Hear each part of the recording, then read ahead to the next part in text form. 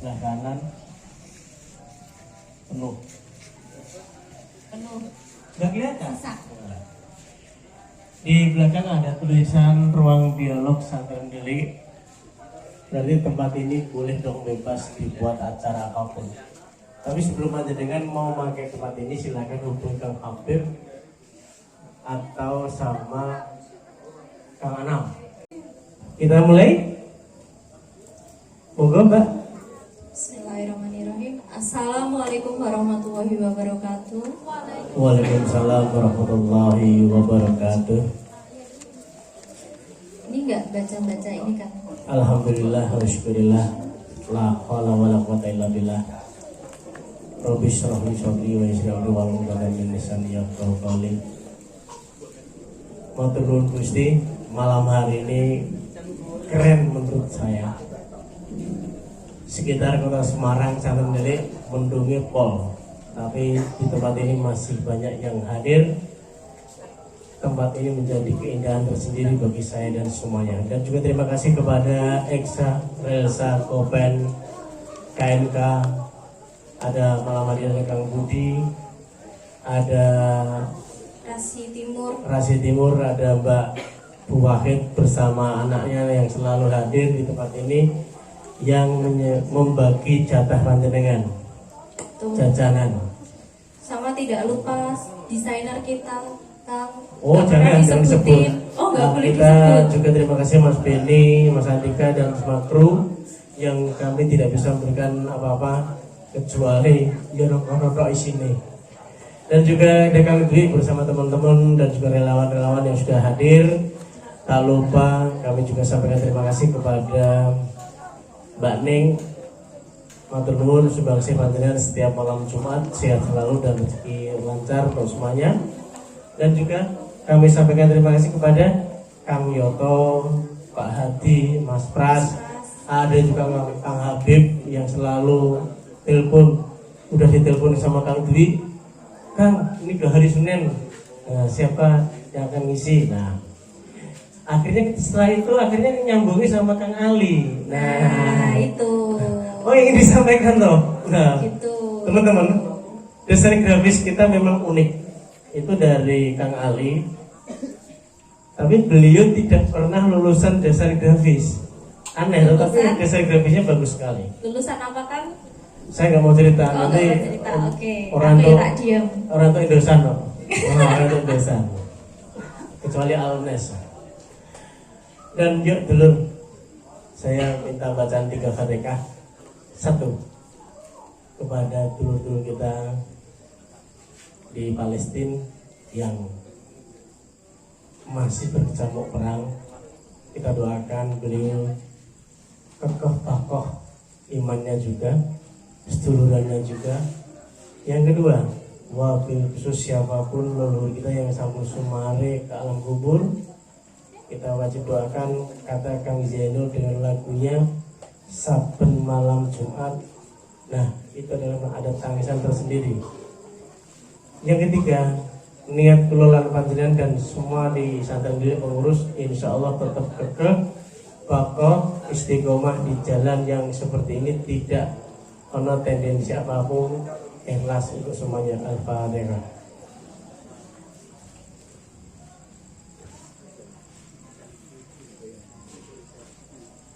Al-Fatihah.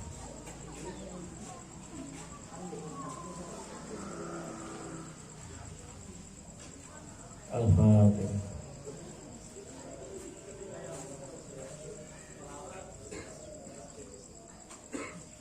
Amin. Matur nuwun berikutnya. Menyanyikan lagu Indonesia Raya. Siapa? Walaupun karo dulu itu kan boraan. Oke dulu. Teman-teman dimohon untuk berdiri.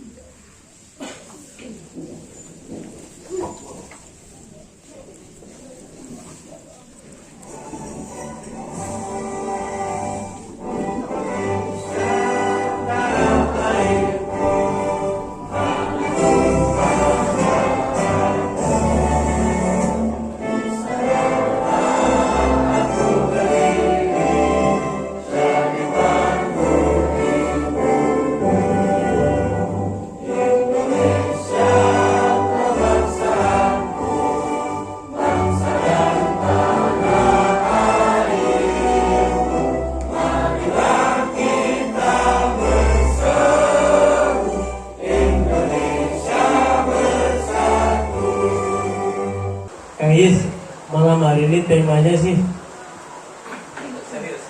untuk serius ya. Kenapa fikih Serius. bisa muncul ya? Dan perlu diketahui dulu, kemarin juga ada yang mendapatkan beasiswa ketika hafal surah Yasin, surah Waqiah, surah Ar-Rahman, surah Al-Muluk, Al-Kahfi, sekalian Al-Baqarah lah wes. Nah, lupa. Masih ada yang hadir hari ini yang hadir? Yang dapat beasiswa ada yang hadir? Oh itu Sudah udah. dijabri belum? Oke. Alhamdulillah. Semoga memang dapat tenan. Saya yakin kan dapat. Amin. Malam hari ini langsung kita serahkan kepada moderator yaitu Mbak Arvina. Sekalian nanti kita prolognya kurang lebih 20 menit. Dan langsung kita kupas, kita bareng-bareng, kita tanyakan yang menurut nanti belum memahami tentang makna fikih-fikihnya sholat. Kalau rukunnya sudah hafal, saya yakin hafal, cakap jedit, cinta jedit, rampung. Nah, yang perlu digarisbawahi bagaimana sih pasnya sebagai muslim untuk menjalankan sholat. Langsung kita kasih aplaus Mbak Ervina, tepuk tangan dong buat Mbak Ervina. Bismillahirrahmanirrahim. Untuk tema malam ini bukan generasi asal sholat yang sering kelewat dan telat. Yuk sini tobat. Kalau udah lewat, apakah sholat bisa dirapel? Apakah sholat bisa diijoli? Apakah sholat bisa dibaleni? Bersama Ustadz Ahrudin Aziz. Monggo silakan Ustadz.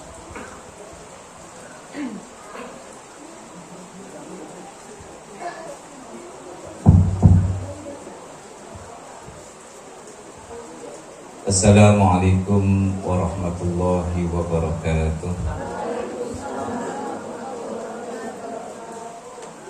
Bismillah. Alhamdulillah. Salatu wassalamu ala rasulillah wa ala alihi wa sahbihi wa mawalah, amma ba'da. Yang saya hormati semua keluarga besar, pengurus-pengurus santren Delik yang hadir ataupun mungkin yang pada malam hari ini belum berkesempatan hadir, kantor dan semua yang tukang Habib dan semua yang berada di balik layar suksesnya santren Delik ini, Mbak Ervina dan dulur-dulur para tokaters. Alhamdulillah pada kesempatan malam hari ini pas kita mulai ngaji, pas mulai hujan turun. Semoga ini menjadi pertanda turunnya keberkahan dari Allah Subhanahu wa Ta'ala. Karena salah satu doa mustajab itu ketika hujan turun sampean ndonga. Tapi yang saya lihat ini hujan turun ini malah gorengannya turun mlebu. Ya.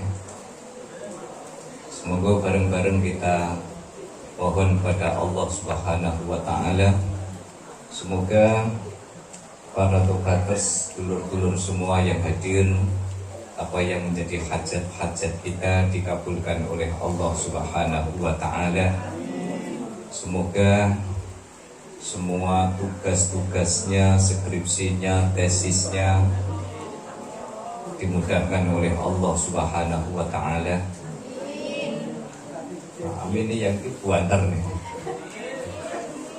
Tapi ndonga tok gak cukup, harus ikhtiar.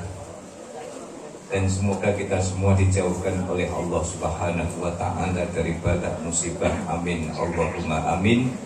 Dan juga yang tidak kalah penting, semoga kehadiran dulur-dulur sekalian kelak di hadapan Allah Subhanahu wa Ta'ala, majelis ini bisa menjadi saksi bagi kita dan menjadi sabab musabab kita mendapatkan syafaatul uzma yaumal qiyamati. Amin, Allahumma. Dulur-dulur sekalian, ini soal sholat bukan sembarang sholat. Tadi saya bilang sama Kang Tur, saya biasanya kebagian sing rotok serius-serius ini tentang sholat. Terutama tadi Mbak Ervina soal sholat yang sudah pernah ditinggalkan gitu. Kalau bicara soal rukun, saya kira dulur-dulur semua karena ini sudah menjadi rutinitas, sudah hafal. Yang membatalkan apa sudah hafal. Tetapi penting kita memaknai sebenarnya sholat itu kenapa begitu istimewa. Karena kalau perintah zakat, perintah haji, perintah-perintah yang lain itu cukup dengan wahyu. Tetapi kalau sholat itu kenapa harus melalui peristiwa Isra dan Mi'raj Rasulullah Sallallahu Alaihi Wasallam. Makanya sholat itu menjadi salah satu dari syariat yang dari sejak zaman Nabi Adam itu sudah ada. Makanya kalau sampai ada yang bertanya, apakah Rasul sebelum Isra Mi'raj itu sholat apa tidak? Jawabannya sholat. Lalu di dalam Isra Mi'raj itu Rasulullah menjemput sholat itu keperluannya apa? Isra Mi'raj itu untuk memfinalisasi syariat sholat. Yang tadinya 50 menjadi 5, yang tadinya tidak ada rukuknya menjadi ada rukuk. Makanya di dalam Quran disebutkan warga ma'ar rohiin, sholatlah, rukuklah bersama orang-orang yang rukuk. Nah itu kadang diplesetno itu dan merokoklah bersama orang-orang yang merokok. Itu tidak boleh gitu ya. Kenapa kok warga ma'ar rohiin? Karena yang membedakan antara sholat pasca Isra Mi'raj dengan sholat sebelum Isra Mi'raj itu rukuknya. Jadi dulu 50 kali sholat itu tidak ada rukuknya, tapi setelah Isra Mi'raj itu ada rukuknya. Makanya kalau kita kembali kepada sejarah sedikit saja, bagaimana kisah sholat subuh? Siapa yang sholat subuh pertama kali itu? Nabi Adam. Subuh berapa rakaat? Subuh berapa rakaat? Ada yang 4 rakaat enggak? Usolli fardhu subhi was subha. Subuh dan duha. Berarti kaget ya. Oke. Apalagi kalau malamnya habis lemburan skripsi, ya, subuhani telat, akhirnya apa? Rapel, subuh, duha, duhur. Usolli fardhu subhi wa duha wa duhri wal asri. Soalnya pas tangi duhur itu merem-melek barbarannya ambruk lagi kan. Maka sholat subuh itu sebenarnya sholat yang dulu sejarahnya pertama kali yang melaksanakan sholat subuh itu Mbah Nabi Adam. 2 rakaat. Kenapa 2 rakaat? Supaya kita bisa menyelami. Ada yang mau jawab enggak? Kenapa cuma 2 rakaat? Karena 2 rakaat yang ditunaikan oleh Mbah Nabi Adam itu karena Nabi Adam mensyukuri 2 perkara. Jadi ceritanya Nabi Adam itu kan takut sekali. Begitu turun setelah Nabi Adam di-downgrade dari surga kemudian diturunkan ke India, Mbah Nabi Adam diturunkan di India, Mbah Siti Hawa diturunkan di Saudi. Makanya di Saudi itu ada kota namanya Jeddah. Jeddah itu dari kata Jeddah yang artinya nenek. Sebab Mbah Siti Hawa itu adalah nenek umat manusia. Nah cuman yang saya tidak tahu itu ketika Nabi Adam di India itu sudah bisa kuckus tahi apa belum. Nah itu yang saya tidak tahu. Sudah bisa goyang India apa belum. Itu Mbah Nabi Adam itu turun di India. Maka saking takutnya Mbah Nabi Adam itu sempat Nabi Adam itu pengen supaya dunia ini terang itu bagaimana? Kan sempat minta api. Pernah dengar cerita ini? Jadi Nabi Adam itu suatu hari minta api sama Allah Subhanahu wa Ta'ala. Kemudian diberikan api, yang api itu diambil dari arengnya neraka jahanam. bilang Allah kepada malaikat Jibril, ambilkan bara api sebesar 1/4 biji kurma. Hanya 1/4 biji. Bisa bayang loh biji kurma. Biji kurma sama ponggi durian gede ndi? Ya tergantung, kan durian ono sing kempet kan. Diambilkan oleh malaikat Jibril 1/4 biji kurma. Begitu dibawa oleh malaikat Jibril, mau diberikan kepada Nabi Adam, karena Nabi Adam ini butuh anget-angetan. Oke. Makanya sindrom rokok ini kan dalam rangka anget-angetan. Akhirnya sama Allah apa? 1/4 biji kurma dari bara neraka jahanam itu jangan langsung kau kasihkan ke Adam. Sebab meskipun 1/4 biji kurma besarnya, kok sampai biji itu atau bara api itu jatuh di dunia, itu dunia dan langit seisinya akan meleleh. Bisa bayangkan. Akhirnya apa?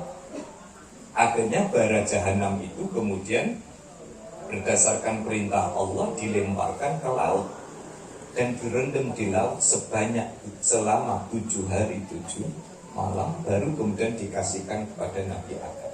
Karena Nabi Adam takut. Bengi-bengi kok wedi. Saya tanya mbak-mbak ini kalau malam-malam sendirian suka merinding gak? Nah, ini sampean merinding berarti sampean benar-benar keturunannya Mbak Adam. Tapi ini sing gak patek wedi mbuh keturunannya sapa? Maka ketika Nabi Adam itu takut malam hari, tidak lama kemudian terbitlah matahari dan Nabi Adam kemudian pertama kali melakukan sholat subuh 2 rakaat. Rakaat pertama syukur karena bisa melewati malam hari dan syukur karena terbitnya matahari. Itu sejarahnya sholat subuh. Ya, paham ya Mas ya? Paham ya? Kita udah mantuk paham nggak? Jadi sejarahnya sholat subuh itu karena apa dulu? Rakaat pertama itu Nabi Adam bersyukur bisa melewati malam hari yang menakutkan. Begitu terbit fajar, terbit matahari, Nabi Adam syukur sehingga rakaat pertama syukur karena bisa melewati malam, dan rakaat kedua itu syukur karena bisa menyaksikan matahari sehingga dunia kembali terang. Itu sejarahnya sholat subuh. Sejarahnya sholat zuhur, itu siapa yang pertama kali menunaikan sholat zuhur? Nabi Ibrahim. 4 rakaat. Ya. Karena apa? 1, Nabi Ibrahim itu bersyukur karena kedatangan malaikat Jibril tidak jadi nyembelih Ismail. Rakaat kedua bersyukur karena Ismail bisa kembali ke pelukannya. Yang ketiga syukur karena iso ngusir setan. Yang keempat syukur karena bisa ketemu berkumpul kembali dengan keluarga. Makanya sholat zuhur itu 4 rakaat. Sholat asar 4 rakaat. Siapa yang pertama kali melakukan sholat asar? Nabi Yunus. Nabi Yunus itu pernah ditelan sama ikan huts, kayak ikan hiu. Karena bersyukur kepada Allah, pertama kali yang melakukan sholat di waktu asar itu Nabi Yunus. Rakaat pertama syukur karena keluar dari gelapnya perut ikan hiu. Rakaat kedua bersyukur karena selamat dari dalam perut ikan hiu. Rakaat ketiga bersyukur karena bisa menghirup kembali dunia. Rakaat yang keempat bersyukur karena diberikan panjang umur oleh Allah Subhanahu wa ta'ala. Makanya sholat asar itu berapa? 4 rakaat. Sholat maghrib 3 rakaat. Siapa yang pertama kali melakukan sholat maghrib? Nabi Isa. Syukur rakaat pertama karena Nabi Isa selamat ibunya Maryam itu selamat dari tuduhan berbuat zina. Rakaat kedua bersyukur karena Nabi Isa dilindungi oleh Allah dari serangan orang-orang yang tidak senang dengan Maryam. Dan yang ketiga syukur karena Nabi Isa diangkat menjadi Nabi. Lalu sholat Isya 4 rakaat yang pertama kali itu melakukan adalah Nabi Musa. Syukur karena selamat dari kejaran Fir'aun. Syukur karena diselamatkan dari padang pasir Madian itu. Syukur karena bisa ketemu dengan Harun, dan syukur karena diberikan wahyu oleh Allah Subhanahu wa ta'ala. Makanya Isya itu ada dulur-dulurku kabeh. Maka kalau hari ini kemudian sholat itu harus betul-betul menjadi perhatian ini, karena sholat itu tiang agama. Sampai bisa buktikan orang itu kalau berani ninggal sholat pasti lebih berani ninggal yang lain. Ya, kan kadang gimana itu pengalaman lah sampai. Kan kadang ada orang yang dengar azan itu senang, ada yang dengar azan susah. Begitu dengar azan Allahu Akbar, alhamdulillah, sholat maning. Tapi ada yang susah juga. Allahu Akbar, Allahu Akbar. Malah ini belum rampung, kerjaan belum rampung, malah wis asar, kan begitu kan? Maka kalau dikatakan tiang itu kenapa? Kalau tiang ini robohlah semua. Orang kalau berani ninggal sholat pasti lebih berani ninggal yang lain. Sholat lewat, Ramadan awan-awan gak poso itu lebih ringan. Sholat berani ninggal gak bayar zakat lebih berani. Sholat berani ninggal punya uang gak daftar kaji. Karena begitu lihat duit ini kalau kanggo muter modal kan enak.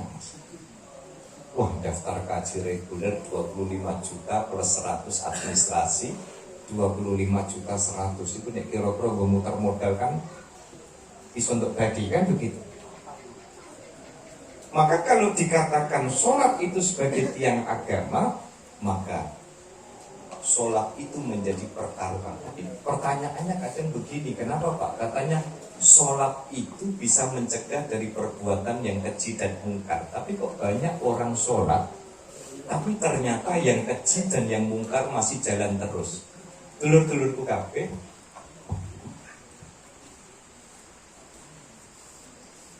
kalau sampean pengen lihat sholat kita itu sukses atau tidak, apa cirinya orang itu sukses sholatnya itu? Apa cirinya? Apa cirinya? Iki ning ireng? Apa baik? Lebih tenang. Tapi baru sholat tenang. Terus mari sholat, pas sholat tenang. Assalamualaikum warahmatullahi wabarakatuh. Assalamualaikum warahmatullahi wabarakatuh. Bayang skripsi rampung-rampung. Ya. Kalau kita pengen tahu ciri sholat kita sukses atau tidak usah lihat merek sarung, tidak usah melihat jidatnya hitam atau tidak usah melihat itu semua. Ciri orang yang sholatnya sukses itu dua. Satu, hubungannya dengan Allah semakin baik. Yang kedua, hubungan dengan sesama makhluk itu juga semakin baik. Makanya orang Islam itu berkarakter kalau dua perkara ini betul-betul ada pada diri dia. Kan ada kadang contoh, orang ini sholat jamaah di masjid tidak pernah absen. Ya, sholatnya tidak pernah absen, selalu jamaah, selalu di saf pertama. Tapi giliran ada pengumuman dari Pak RT untuk kerja bakti, ayo kerja bakti aku lagi sholat duha. Aku nek sholat duha ini 12 rakaat. Dan terus rampungi jam piro, Rampungi jam 10. Oh, isik menangi Yongko se, aku biasanya bar sholat duha, iku ngaji ngentekno jadi Kang Dur, ngentekno surah Al-Baqarah. Sak lambunge. Alasan dia untuk tidak ikut kerja bakti. Maka kalau ada orang kelihatan sholatnya benar, kelihatan dia jamaahnya istiqomah, tapi ternyata kualitas kesalehan sosialnya minus, pasti ada yang salah dengan kualitas sholatnya. Ya. Jadi kalau orang yang sholatnya benar itu biasanya kualitas hubungannya dengan Allah itu baik, yang wajib ditunaikan, yang sunnah diikhtiari untuk bisa istiqomah. Tetapi hubungan dengan sesama makhluk juga baik. Kalau pulang dari jamaah sholat duhur, Mbak Elvina, kemudian mampir warteg, begitu lagi makan, kemudian ada kucing meong, terwendang sama dia, loh. Bar sholat kok nendang kucing, ini berarti ada yang salah dengan sholatnya. Paham ya? Itu ciri orang yang sholatnya benar.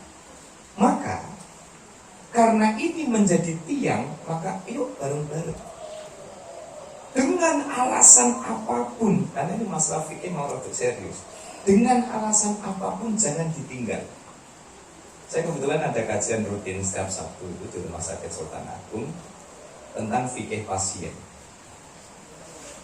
Jadi bagaimana pasien itu dengan alasan apapun harus sholat. Keluarganya harus tahu bagaimana cara sholatnya pasien, bukan nyolati. Nyolati berarti wis mulai hitung-hitungan warisan. Bagaimana cara pasien sholat? Nanti dulu. Kalau urusan ibadah itu jangan main longgar-longgaran. Pak, ini gimana Pak caranya? Nggak bisa wudhu, harus wudhu. Jangan dilonggarkan langsung tayamum, meskipun di rumah sakit itu ada tayamum pet. Gimana caranya? Udah, cari aja botol kayak botol hand sanitizer, ya. Sekarang wudhu milenial semprotkan. Nah, jadi bisa kemana-mana. Mbak Elvina itu kalau pergi kemana gitu tuh, kemudian kok diperkirakan ini nanti kerepotan cari air untuk wudhu, sanggup nggak? Tapi bukan pakai hand sanitizer. Jadi pakai botol kayak hand sanitizer, diisi pakai air dari keran itu, udah simpan aja di situ. Ya, jadi ketika mau wudhu, nah tinggal yang rukun-rukun aja, tinggal disemprotkan. Lupa katanya membasuh Pak, bukan mengusap. Membasuh itu hitungannya kalau satu bulir ada itu sudah cukup. Jadi begitu sampai semprotkan ada buliran satu, itu sudah sah. Lupa ini masuk dua pola enggak? Ini kira-kira suci mensucikan apa? Iya, kan ngambilnya dari air keran, kan begitu. Ya, jadi jangan dilonggarin langsung tayamum, ya wudhu dulu dong, semprotkan, nah, kan? Selesai, kemudian ratakan. Terus sholatnya pasien gimana? Sudah. Saya baru tahu, jadi kami itu kalau kajian, itu bukan kajian kitab, tapi kajian topik. Satu, topik pertama dulu tuh operasi mata, pasca operasi mata. Ada orang yang habis operasi mata tidak boleh terlentang, ada orang yang habis operasi mata tidak boleh terlungkup. Ya. Terus sholatnya pripun, wudhunya pripun. Ya, makanya kan sholat itu kan luwes. Rukunnya berdiri, yang mampu bisa berdiri, tidak bisa berdiri, duduk, tidak bisa duduk, tidur miring, tidak bisa tidur miring, tidur terlentang, ya, tidak bisa tidur terlentang, tidak bisa gerakan sholat, ya, pakai gerakan semampunya, tidak bisa gerakan semampunya, pakai isyarat mata, tidak bisa pakai isyarat mata, isyarat hati. Tidak bisa isyarat hati, pokoknya dibisikin sampai beliau itu mau melakukan, mengilustrasikan gerakan sholat. Kalau tidak bisa dan kemudian medis menyatakan innalillahi nembe diso, oh coba itu iki wis gak sholat, wis gak iso obah iki. Ya, jadi harus dipastikan betul. Tapi apapun sholat. Opo meneh nek ceritane sampean cuma halan-halan healing-healing. Ya. Pak, gimana Pak? Saya ini mau sholat, tapi ternyata najis semua. Lah kok najis? Iya, soalnya tadi kebelet kepoyok akhirnya ngompol. Ya, ya kalau ngompolnya sampai di simpang 5 bisa belok matahari. Tapi ini ngompolnya dalan. Lagi naik gunung misalnya, jauh dari peradaban. Itu gimana caranya kita mengenal apa yang disebut dengan sholat dihormatil waktu. Sholat dihormatil waktu itu sholat apa adanya dengan pakai pakaian najis tanpa wudhu, tapi kita menghormati masuknya waktu sholat, kita tetap bisa sholat sebagaimana biasanya. Allahu Akbar, sami Allahu liman hamidah, padahal kata besi. Makanya menurut madhab Syafi'i, orang yang sholat dihormatil waktu itu kan sholat yang posisinya hanya apa adanya, tidak punya wudhu, pakai pakaian tapi ada najisnya. Itu kita tetap melakukan sholat kata dihormatil waktu, untuk menghormati masuknya waktu sholat.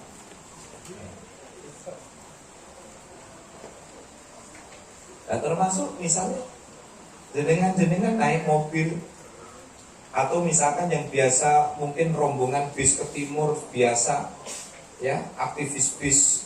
Dulu saya sempat tuh naik Sumber Kencono, Mira, Eka, wah betul itu. Naik Sumber Kencono itu istighfar puluhan tenang ya. Tapi ya saya itu pernah naik itu tangan kanan memegang rokok, tangan kiri memegang HP. HP yang karo rokokan dengan kecepatan tinggi, ya. Wis Gusti nek umpama pancen cekak umure muga-muga syahid wae kan. Jadi kalau ada meme, ya katanya itu apa, sopir-sopir yang ngebut-ngebut itu kalau kemudian punya jasa, memang jasanya besar. Kadang wong-wong rada kepepet kan istighfarnya rada banter. Gitu kan. Iya, Mbak. Pernah Mbak? Pernah. Naik apa?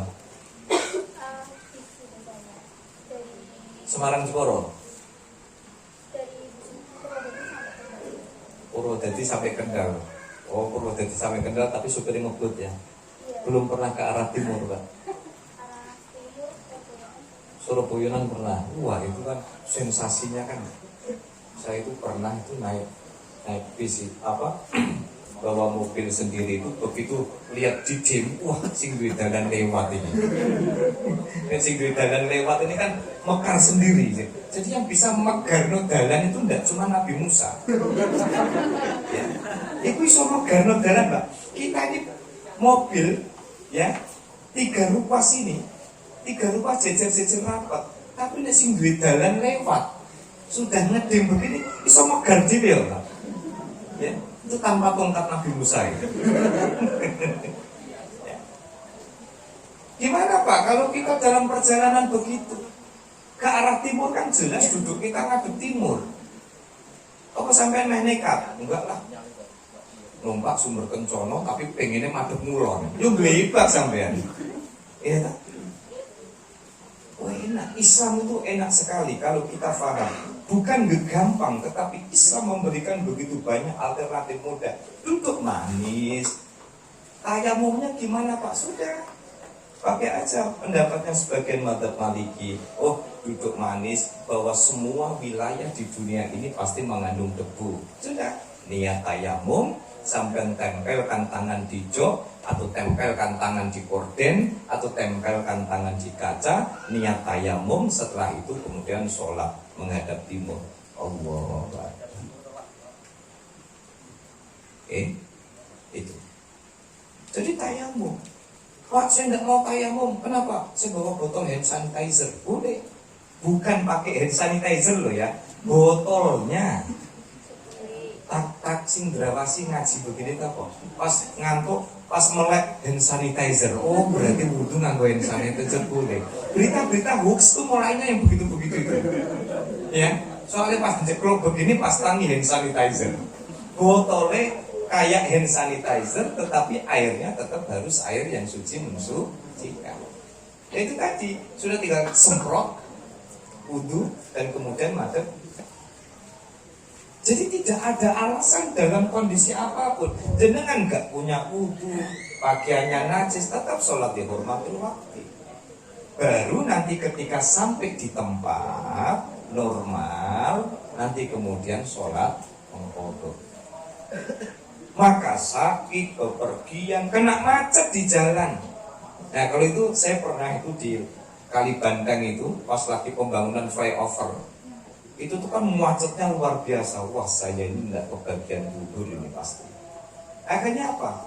Dan saya lihat di GPS itu masih panjang dan mandek jegrek karena saya lihat mulai banyak yang matikan mesin. Akhirnya apa? Saya tarik saja itu kursi belakang sudah tayamum, ya saya tayamum dan sholat ayam. Oh, zuhur tidak terlewat. Nanti karena saya tidak menghadap kiblat sehingga saya bisa nanti mengqadha kembali ketika saya sampai. Maka dengan alasan apapun, jaga frekuensi relasi kita dengan Allah. Relasi vertikal kita dengan Allah itu akan terjaga ketika sholat itu kita jaga, dan relasi horizontal kita dengan manusia akan stabil ketika sholat itu kita tunaikan dengan dulur-dulur para tobaters yang terakhir, karena 20 menit tadi dari kantor, soal mengqadha. Ya, tadi yang dibacakan Mbak Ervina, ada yang pernah sholatnya ditinggal di masa muda. Oh, bukan masa muda lah, ini masa remaja lah ya. Oh, masih muda semua. Sholat yang ditinggalkan, sholat itu hukumnya wajib. Kalau ditinggalkan wajib diqadha. Satu, pripun Pak caranya mengqadha? Kalau jenengan itu meninggalkan sholat di waktu maghrib, ya nanti ketika isya itu mulai diqadha. Loh Pak, nanti ketika waktu isya itu kan ada yang kadang berpikiran begini, katanya kalau yang ditinggal maghrib maka ngodoknya itu harus maghrib besoknya. Iya nih panjang umur. Makanya sholat qadha apa bedanya? Lah ini kadang yang tidak care. Ketika kita niat itu kan ada usolli fardhul maghribi thalatha raka'atin mustaqbilal qiblati adaan. Bedanya di situ saja. Kalau kita sholat di waktu maghrib, sholat maghrib di waktu maghrib itu namanya sholat ada. Tapi kalau kita sholat maghrib di luar waktu maghrib itu namanya qadha. Makanya niatnya kan beda. Usolli fardhul maghribi adaan lillahi ta'ala. Tapi kalau kita mengqadha sholat maghrib tapi di waktu subuh, sholat maghrib di waktu isya, sholat maghrib tapi tidak di waktunya, itu namanya sholat qadha. Usolli fardhul maghribi qadhaan lillahi ta'ala. Jadi bedanya adat dengan qadha. Nah, soal waktu sekarang. Kalau soal rokaat, soal cara dan sebagainya ya disesuaikan. Tapi sekarang soal waktu, kapan Pak kita itu mengqadha sholat? Mengqadha sholat itu pada rentang waktu berikutnya. Kalau jenengan itu kehilangan waktu maghrib, ya, misalnya dia tidur kayak wong mabuk, ya kan, sampai koncone bolak-balik mlebu kamar bolak-balik ndak tangi ternyata jam 12 malam, itu pun tangi ini gara-gara lapar. Biasanya anak kos kan begitu, tangi biasanya kata lapar. Karena tangi ini jam 1 lapar cari indomie, karena sudah kenyang kemudian sekalian sholat maghrib, sholat isya, kemudian sholat tahajud, sholat hajat, kan begitu. Hitung-hitung nebus dosa kan gitu. Maka waktunya bagaimana? Waktunya adalah kalau maghrib itu ketinggal mungkin karena tidur, ya ketiduran, atau tadi mungkin karena kelupaan dan lain sebagainya, maka harus diqadha. Sholat yang ditinggalkan wajib diqadha, dan waktu untuk mengqadha itu adalah pada waktu berikutnya. Di mana? Kalau ditinggal waktu maghrib, maka di waktu isya dia menangi, maka harus ditunaikan di waktu isya. Lah mana dulu Pak? Boleh, kalau menurut mazhab Syafi'i, boleh sholat isya dulu, boleh juga melakukan sholat maghrib qadha terlebih dahulu. Itu tidak ada masalah. Jadi mau isya dulu maupun qadha dulu, tapi kalau saya biasanya sholat yang adat dulu. Ya, adat dulu. Misalnya kondisi dulu itu saya beberapa kemana ya, wah itu kondisi yang krodit sekali, tidak mungkin sholat dihormatil waktu, tidak mungkin, itu kepepet sekali hingga akhirnya harus mengkodok. Nah itu maka sholat adat didahulukan, baru kemudian sholat toh. Kalau kita sholat maghribnya ketinggal, maka ketika menunaikan di waktu isya, maka isya 4 rakaat, baru kemudian maghrib 3 rakaat. Paham ya? Yang ketiga, Pak, itu kalau ngodoknya satu sholat ditinggal. Nah kalau pas zaman jahiliyah tidak pernah sholat terus gimana Pak? Dulu waktu masih zaman jahiliyah, mungkin sampai pas era-era sebelum Masehi, ya. Jadi belum kenal tata cara sholat, ya kan? Belum tahu jagung di santren delik. Kemudian sholat yang harus kami kodok itu terlalu banyak. Itu ada beberapa cara. Yang pertama, kita hitung, ya. Ini mayoritas ulama mengatakan cara mengkodok sholat yang bertahun-tahun itu terus bagaimana ngitungnya. Sudah dikira-kira ibarat orang nimbang itu ditimbang rodo anak. Umurku saiki 20 tahun. Aku ndak sholat itu sejak umur 15 tahun. Berarti 16, 17, 18, 19, 20, selawi. Berapa tahun? 10 tahun. 10 tahun. Kalau 10 tahun dikalikan sendiri nanti pakai kalkulator di rumah ya. Maka ada beberapa cara. Pertama, cara yang disarankan itu adalah sholat itu dikodok dalam setiap pelaksanaan sholatnya. Misalnya, setiap habis sholat, misalkan duhur, oh saya ini sudah sekian kali, sekian tahun tidak sholat duhur. Maka setelah sholat duhur yang asli, baru kemudian ditambah dengan sholat duhur yang qadha.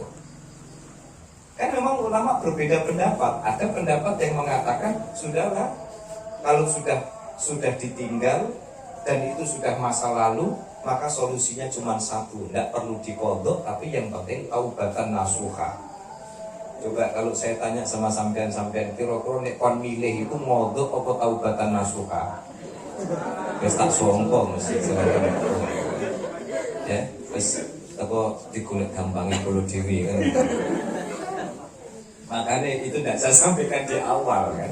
Soalnya itu saya tahu mesti sampean milih si nomor 2. Ya kan? Tetapi mayoritas ulama mengatakan ya dikodok deh.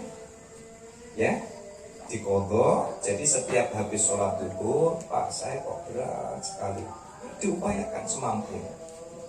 Sambil diiringi, jalan tengahnya apa?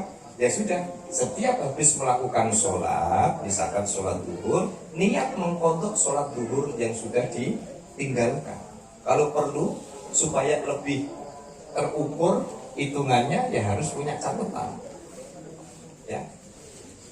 Tapi kalau misalnya Anda mengikuti pendapat sebagian ulama yang mengatakan yang lewat ya lewat, ma'amadu itu yang sudah terlewat itu ya terlewat, maka solusinya adalah taubatan nasuha, ya monggo. Ya, tetapi yang disarankan adalah hitung berapa kita utang punya sholat itu, kemudian kita tinggal. Nah maka yang bertahun-tahun itu ya coba ditunaikan tetap sesuai dengan hitungan berapa lama kita tidak sholat. Nah, yang terakhir, gimana Pak kalau kemudian kita punya saudara meninggal? Apakah orang yang meninggal itu sholatnya boleh diqadhoi? Jadi misalnya ada saudara meninggal, lalu kemudian Anda sholat untuk mengqadha sholat orang lain, kan begitu? Ada pendapat yang pertama mengatakan tidak perlu, terus tinggal yo meninggal, terus ditungakno, semoga-moga untuk ngapura Gusti Allah. Tapi ada yang mengatakan boleh tunaikan oleh kerabatnya atau keluarganya. Jadi kita niat, saya niat sholat qadha maghrib untuk saudaraku si fulan, ya. Atau yang ketiga, meskipun hadisnya ini berhenti sampai di sahabat Abdullah ibnu Abbas, boleh diganti dengan membayar fidyah. Ya, jadi kalau kita punya saudara sudah meninggal, kalau misalnya mau ditunaikan keluarganya, ya monggo. Apa ini kayaknya kok repot sekali Pak? Nah kenapa? Lo keluarganya juga sholat pisan kok. Kan komplek itu. Oh keluarganya gak sholat kok, harus sholat sing wis tinggal. Akhirnya apa? Oh ini kebetulan punya harta. Oh ini punya rezeki. Akhirnya bayar fidyah. Ya, bayar fidyahnya berapa? Bayar fidyahnya itu 1 sholat 1 mud. 1 mud itu berapa? 6 ons, 600 gram. Terus dihitung anget itu 700 gram. Misalkan 700 gram beras itu, beras kilo berapa? 15.000 kalau ecer. Dan lah ecer. Sekilonya berapa itu? Kalau 12 sampai 15 berarti 606 onnya berapa? Dianggap berapa? 8.000. Ya wis dihitung angka 10.000 lah Mas ya. 10.000. Berarti 1 sholat 10.000. Kalikan. Kan begitu? Kalikan sudah di total sendiri. Nah digenepi 50. Oh sedino 50. Oh iya, cepat sampai hitungannya Mas. Oh pengalaman. Oh sudah bayar fidyah ya. Jadi 1 sholat 10.000, ping 5 berarti 50. Sedino 50. Ini anak sholatnya 10 tahun. Sak panenan sawah. Akhirnya wis iki pokoknya panen sawah iki pokoknya kuwabe mbayar di sholat. Ya. Tetapi tetap saya tegaskan bahwa di sini masih terjadi ruang perdebatan di antara para ulama. Dan pesan saya terhadap perbedaan dan perdebatan begitu sampai tidak usah geger. Semua itu sudah punya dasar, masing-masing punya dasar. Yang penting saling menghormati dan jangan saling mengganggu. Ya, saya itu pernah dalam satu kajian ada jamaah minta. Saya disuruh ketemu sama ustadznya, ya. Akhirnya saya bilang keperluannya apa Pak? Wah nanti bisa adu argumen. Oh saya bilang nggak perlu. Sampean nggak ikut saya aja nggak apa-apa kok. Saya punya guru, beliau punya guru. Ayo sama-sama kita hormat, ya. Ayo sama-sama kita hormat. Umat Kanjeng Nabi itu tercipta tidak untuk saling melaknat. Kanjeng Nabi itu, Kanjeng Nabi itu lihat umatnya yang melakukan dosa besar itu sampai mengatakan syafaati lil kabair min ummati. Syafaatku itu juga menyediakan slot buat mereka yang dosa besar. Itu Kanjeng Nabi. Makanya Kanjeng Nabi ketika lihat ada umatnya, ada salah satu sahabat itu nganyel ke. Jadi kalau minum congyang, itu apa vodka itu gak nengguri omah Mas. Kalau saya waktu kecil biasanya kalau ada wong antena, wong nyunat, itu kan biasanya mburi omah itu kan ono gluduk gitu. Judi ini loh. Tahu ya? Judi kota, rabang, kodok, bekecot. Ya. Ya, itu kan biasanya kan setelannya kan taruh deliver itu, ya kan taruh botol-botol itu. Lah zaman Kanjeng Nabi si model-model karyo-karyo itu sudah ada. Malah itu minumnya itu sengaja ngedeng. Kanjeng Nabi datang ke Madinah, ke Masjid Nabawi, itu sengaja dicegap karo mabuk begitu. Itu sahabat sih buat temen jaluk juwoto sih bocah ini. Tapi apa kata Rasulullah? Jangan. Iku memang belum paham hukum, nanti suatu saat akan paham hukum. Lu Nabi Nabi ke Taif, diwantemi watu, Mas. Sampai membeler itu. Satu riwayat mengatakan di pelipis, ada yang mengatakan cuma luka di bagian kaki. Rasul diusir dari Taif. Malaikat Jibril turun tangan. Bilang apa? Pripun Kanjeng Nabi, wong Taif kok do kurang ajar. Niku jenengan pengen napa? Meh dilebokno rumah sakit apa kuburan. Tapi apa kata Rasul? Allahumma hdi qaumi fa innahum la ya'lamun. Mereka itu hanya belum dapat hidayah. Wis dongakno muga-muga untuk hidayah, karena mereka melakukan itu benar-benar belum tahu. Kalaupun hari ini belum iman, siapa tahu besok dia iman. Kalaupun bukan dia yang beriman, siapa tahu anaknya yang beriman. Kan begitu? Kalau bukan anaknya, siapa tahu cucunya. Kalau bukan cucunya, siapa tahu cicit. Kalau enggak cicitnya, udah siwur, cangga, wareng, gayung, udah siwur, mana mbak?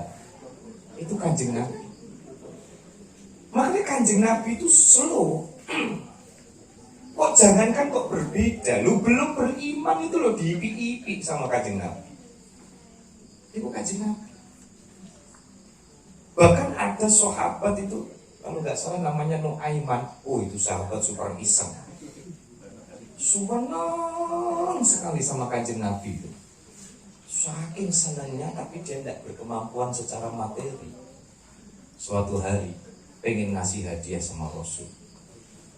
Sedengane niku Nuaiman itu sedengane ngeprank Rasul. Beli kurma misalnya 5 kilo, Pak, aku tuku kurma 5 kilo. Oh iya, ada apa? Iki Kanjeng Nabi senang. Wis, iki engko sing bayar Kanjeng Nabi. Akhirnya kurma itu dibawa sama Nuaiman kepada Rasulullah. Assalamualaikum Rasul. Oh iya, piye Nuaiman, jenengan kan seneng sama kurma. Niki kurma saya hadiahkan khusus buat jenengan. Esok-esok teko nggawa kurma. Sore-sore bakul kurma nih teko nagih ring Kanjeng Nabi. Bilang, "Mboten napa?" "Nggih, niku wau Nuaiman niku tumbas kurma, turene mangke sing bayar jenengan." Iku kira-kira sampean mbok apakno, Mas? Juwotos iki. Goleki kan, omahe ngendi cah iki. Tapi Kanjeng Nabi ndak tahu dikerjani sama Nuaiman. 5 kilo dibawa, tapi kok ngomong sama bakule. Engko sing bayar Kanjeng Nabi.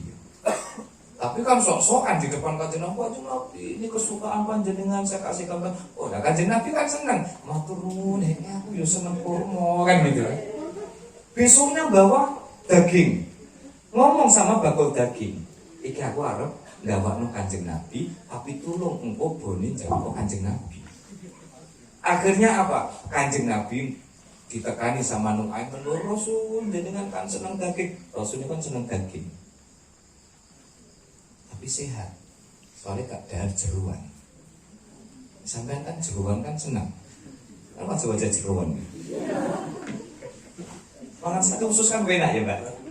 Makan sate usus tangannya nganggo sate usus, sing kiwa karo update. Sate usus itu enak. Kaya kulo-kulo itu update status nih poso itu. Wawan-wawan kok update status, aku lapar. Emangnya kuwi tok. Nggawa daging. Niki Rasul jenengan kan seneng daging, kula betakaken daging dhateng panjenengan. Rasul seneng meskipun tahu diprank. Iku Rasul tuh jaga perasaan. Iku tek kira-kira umat Rasul. Alah, engko mesti ditagih to. Kan gitu nek umat Kanjeng Nabi. Kanjeng Nabi boten matur nuwun, aku seneng daging. Sore-sore bakul dagingnya teko. Rasul tagihannya sementen. Oh iya tak bayar. Itu Rasul. Maka inilah sebenarnya rahmat Islam itu ada di sini. Ya, terhadap perbedaan-perbedaan tadi saya sampaikan itu sengaja ada perbedaan ini supaya kita terbiasa bahwa di tengah keberagaman, di tengah kebinekaan, di tengah perbedaan pendapat yang ada, maka makalah bahwa perbedaan ikhtilaful ulama'i rahmatun Wahtilaful juhala'i fitnatun. Kalau yang berbeda pendapat itu ulama-ulama itu menjadi rahmat bagi sampean. Itu contohnya mau milih kodok apa milih taubat. Sampean milih apa mau? Coba kalau tidak ada pilihan, orang ngeluh sampean. Iya kan?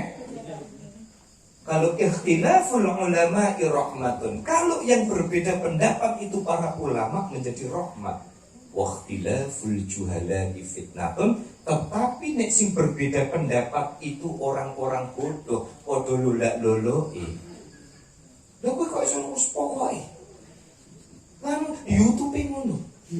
Ya kan? Wa YouTube. Wa Google. Wa grup WA.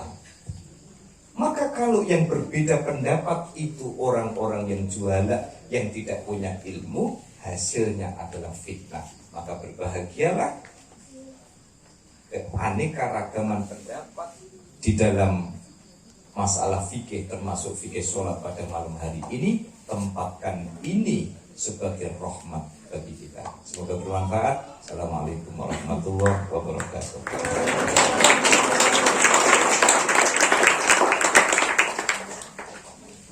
Belajar dan mendengar itu sholat awabin sebagai, apakah benar sebagai pengganti sholat, bisa sebagai pengganti sholat juga, atau ada hal lain juga selain 3 yang disebutkan tadi? Mohon penjelasan lebih dalam lagi. Terima kasih. Mungkin itu saja. Wassalamualaikum warahmatullahi wabarakatuh. Oke, yang lain, monggo. Ada yang mau bertanya lagi? Oke.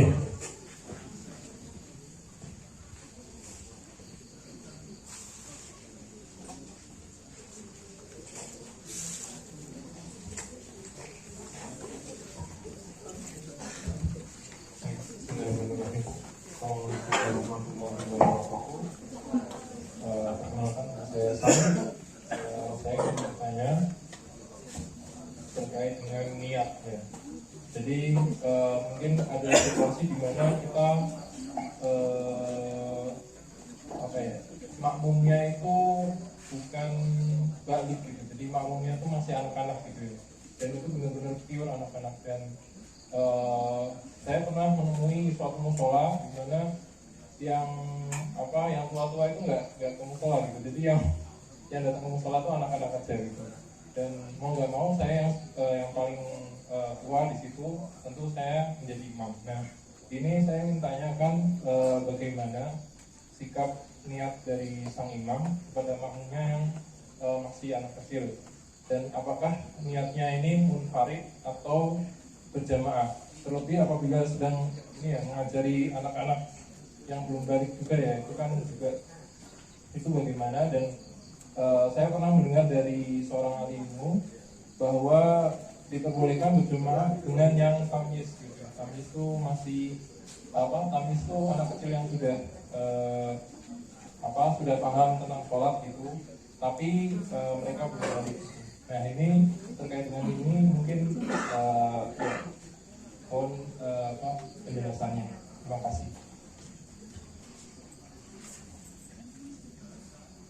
Ya, assalamualaikum warahmatullahi wabarakatuh. Perkenalkan, nama saya Firman. Ada ayat yang mengatakan bahwa sholat berjamaah itu lebih utama 27 kali lipat derajatnya daripada sholat sendirian. Dan ada juga ayat yang mengatakan bahwa orang yang paling kuat adalah anak cucu Nabi Adam yang melakukan amal dengan tangan kanannya dan menyembunyikan dari tangan kirinya. Nah, pertanyaannya itu, lebih baik mana antara sholat berjamaah atau sholat yang tanpa sepengetahuan orang lain bahwa kita itu sholat hanya kita dan Allah yang tahu? Aduh, semua. Mulai aneh. Dia dan belum yang tahu ya. Oh, ini kak. Assalamualaikum warahmatullahi wabarakatuh. Bertanya, saya pernah mendengar batas sholat subuh itu sebelum matahari terbit. Apakah diperbolehkan melaksanakan sholat subuh setelah terbitnya matahari?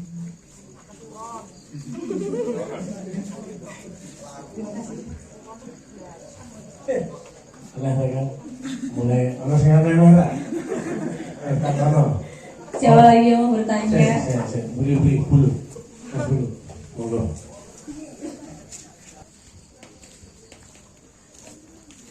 Baik, ini tadi keempat penanya ini tidak ada yang sebutkan nama semua. Ini yang pertama tadi Mas Fahru Rozi. Ya, Ya, yang Bancai, Kang. Ya, Bancai karo anggur ireng. Ya, buat Mas Fahru Rozi.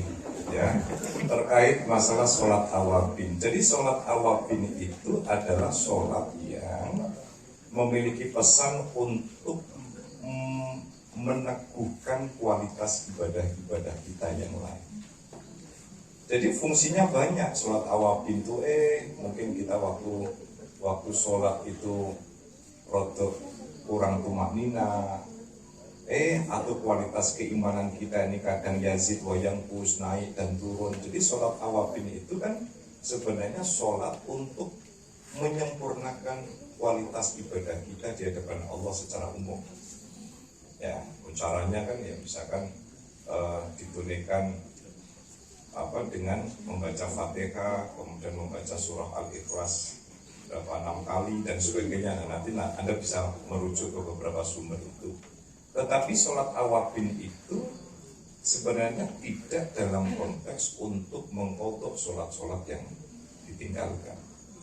Jadi sholat awabin itu dipakai untuk memuluskan kualitas keimanan dan ibadah kita kepada Allah, atau untuk memperkuat kualitas kita di hadapan Allah Subhanahu wa Ta'ala.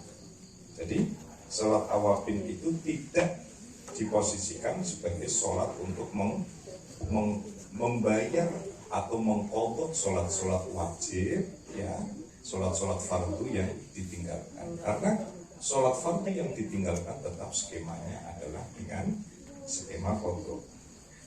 Ya.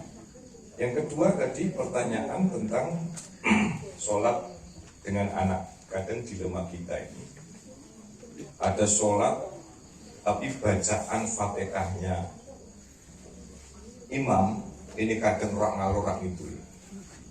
Ya. Saya itu pernah mampir di satu musola sholat itu, Mas. Wah, itu Allahu Akbar. Itu mulai kerasa tidak enak saya. Wah, ono kol-kolai bareng gitu. Allahu Akbar. Ternyata betul feeling saya, ternyata betul. Bismillahirrahmanirrahim. Wah, ini pengen fasih tapi terlalu nyakluk gitu. Akhirnya saya langsung niat munfarid saya, Mas. Saya tidak niat ikut berjamaah, tapi saya niat munfarid. Saya sholat sendirian. Ya. Karena ternyata begitu saya amati, itu ternyata semakin diseret-seret. Ya, apalagi kalau sudah urusan Fatihah, ya. Itu dilemanya. Maka saya langsung munfarid niat sholat sendirian. Kalau soal anak-anak bagaimana? Nah, ini anak-anak memang ulama berbeda pendapat. Di antaranya ada yang berpendapat bahwa anak kecil boleh-boleh saja mengimami sholat. Apalagi di video-video di Arab itu kan banyak. Ya, kayak saya ingat dulu itu profesor fikih saya itu ketika memberikan penjelasan kapan sih sebenarnya sholat buat anak kecil itu diperbolehkan. Satu, betul mumayyiz. Mumayyiz itu apa? Mumayyiz itu anak yang bisa membedakan mana baik, mana buruk, mana dosa, mana tidak dosa. Apalagi anak-anak sekarang kan canggih-canggih ya, Mas ya. Anak-anak sekarang pada kritis-kritis. Maka pertama mumayyiz, yaitu anak belum balik, tetapi dia mumayyiz, itu diperbolehkan. Ya. Yang kedua, kalau konteksnya di Arab, anak-anak kecil itu kan umur 7 hari, umur setengah tahun itu kan pada sunat itu, Mas. Itu kalau Indonesia sisi SMP lagi sunat. Bahkan dulu profesor saya mengatakan begini, ya kalau bisa itu mumayyiz dan sudah sunat sehingga dia tidak membawa najis, kan begitu, ya. Kalau kita cari di Arab itu anak-anak kecil itu hafal Quran ya. Kelas 1 SD, kelas 2 SD, ya, lulus SD itu pada hafal Quran itu barang biasa kalau di sana itu. Maka sebenarnya diimami anak kecil itu boleh-boleh saja. Tetapi harus kita lihat dulu. Kalau mau mayis ya, tapi kalau dia memang misalnya pada situasi misalkan belum sunat, itu kan kuat dugaan dia kan masih bawa najis itu, ya kan? Nah maka kalau sampai yang demikian, menurut saya kalau di Indonesia ini saya kira kita harus lebih cermat. Saya kira tanya saja tidak apa-apa. Ini tadi maunya gimana? Kalau misalkan ternyata memang dia tidak memenuhi minimal 2 syarat itu, ya lebih baik kita iadah gitu ya, mengulang. Itu ya Mas ya. Jadi intinya kalau kita lihat konteks di Arab itu biasa, kenapa? Satu, anak kecil hafal Quran dengan bacaan super, ya itu banyak. Yang kedua, mereka memang sudah mumayyiz. Yang ketiga, anak-anak di Arab itu kalau kita lihat secara konteks itu sebenarnya rata-rata kelas 1, 2 SD, bahkan ada yang 7 hari itu sudah disunat. Sehingga bisa kita katakan bahwa anak mumayyiz itu dalam pengertian bahwa dia sudah tahu, minimal adalah dia tahu dalam keadaan bersuci, bagaimana toharohnya, bagaimana wudhunya. Itu ya Mas ya. Jadi tidak apa-apa kalau misalnya jenengan misalkan diimami anak kecil, ya secara prinsip itu tidak ada persoalan. Nah berikutnya, nah ini tadi pertanyaan tapi hawannya untuk ngeles, ya. Jadi yang paling baik itu tangan kanan melakukan, tangan kirinya tidak tahu. Pertanyaannya mana yang lebih utama? Sholat ke masjid dilihat orang dengan sholat sendirian tapi khusyuk, ya. Maka sebenarnya kalau kita kembali bahwa sholatul jama'ati khairun min sholatil fardhi, sholat berjamaah itu lebih utama daripada sholat sendirian. Tentu justru yang harus dijadikan sebagai motivasi niat itu kan sebenarnya, Mas siapa namanya? Siapa? Mas Firman, sebenarnya simpel kok.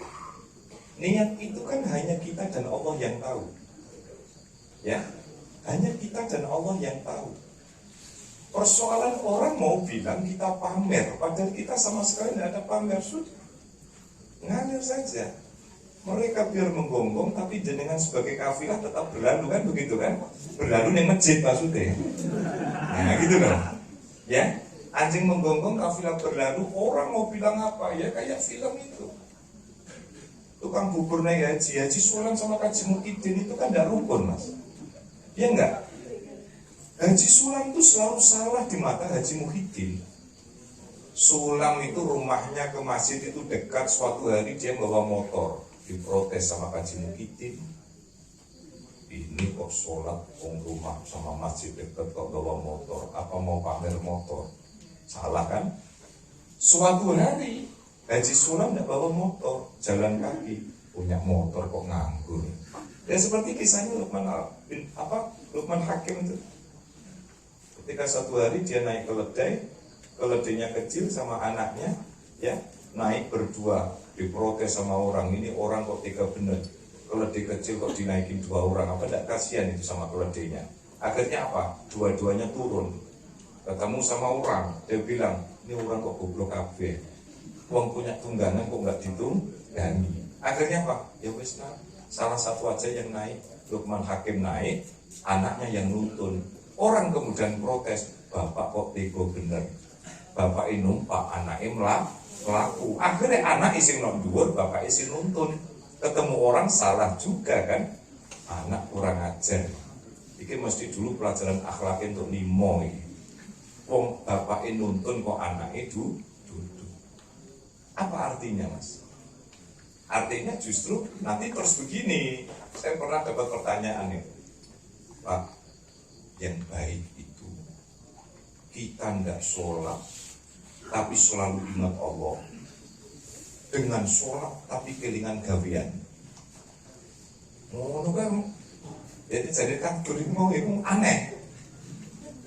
Sholat itu ya wajib.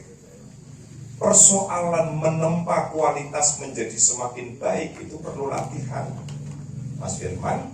Maka yang paling baik itu adalah yang grade-nya itu tadi, menata niat bagaimana supaya sholat kalau kita ngurusi orang tidak rampung-rampung, Mas.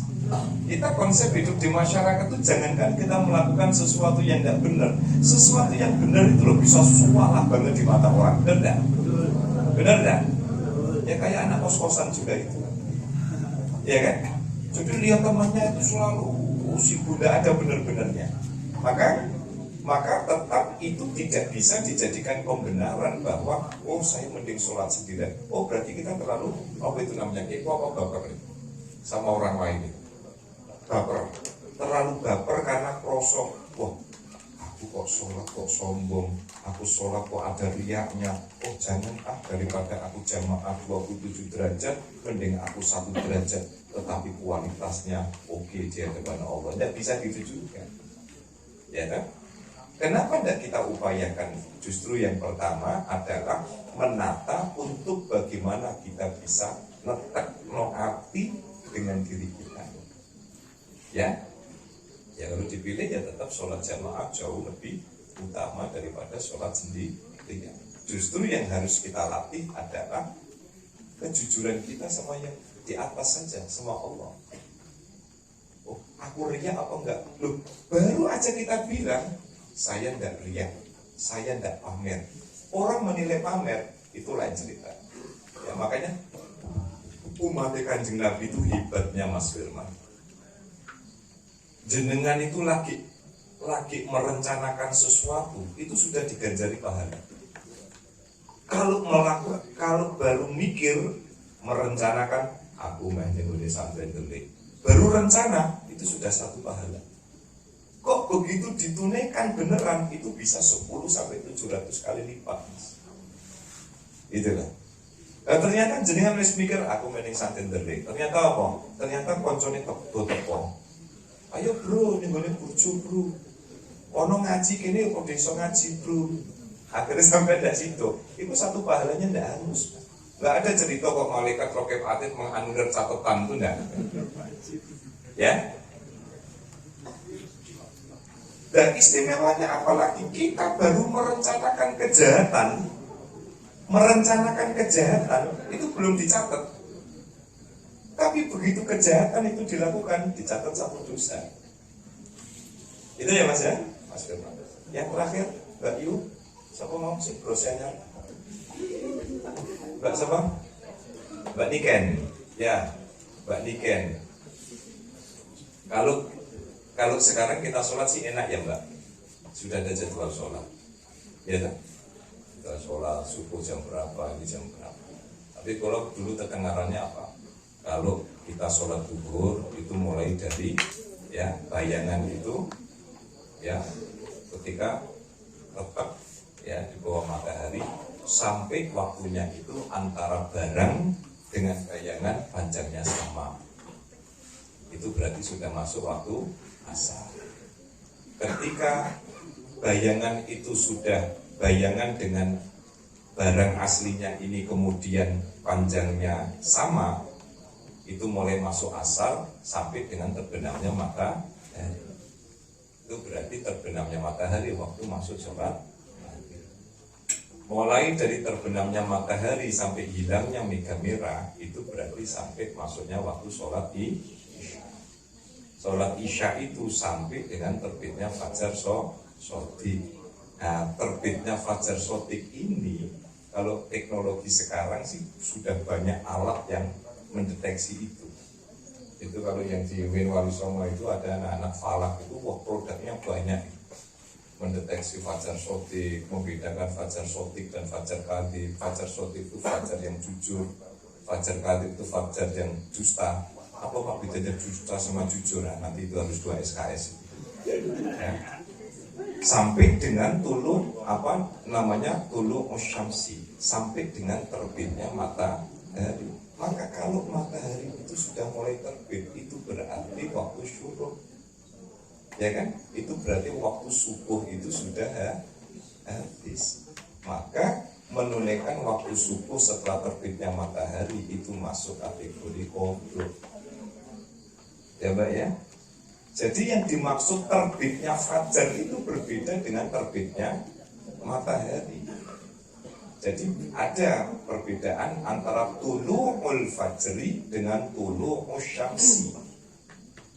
Terbitnya fajar itu mulai masuknya waktu subuh, terbitnya matahari itu mulai habisnya waktu sholat subuh. Nah kadang memang betul, kadang itu orang terbitnya fajar dengan terbitnya matahari itu sama. Jadi yang dimaksud mulai masuknya waktu subuh itu adalah terbitnya fajar, bukan terbitnya matahari. Dan itu bisa dideteksi dan dihitung oleh para ahli falak. Makanya hari ini sebenarnya kalau bagi kita-kita yang terutama awam terhadap ilmu falak, itu paling gampang itu ikuti kalender yang ada. Itu ya Mbak? Ya jadi yang dimaksud mulai masuknya waktu subuh itu bukan tulu'us syamsi, tetapi tulu'ul fajri. Terbitnya fajar bukan terbitnya matahari. Ya? Itu Mbak Elvina, Kang Tur.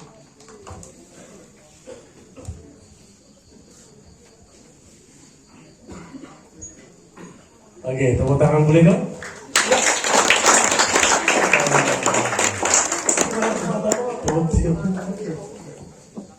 Udah mantap ya kan?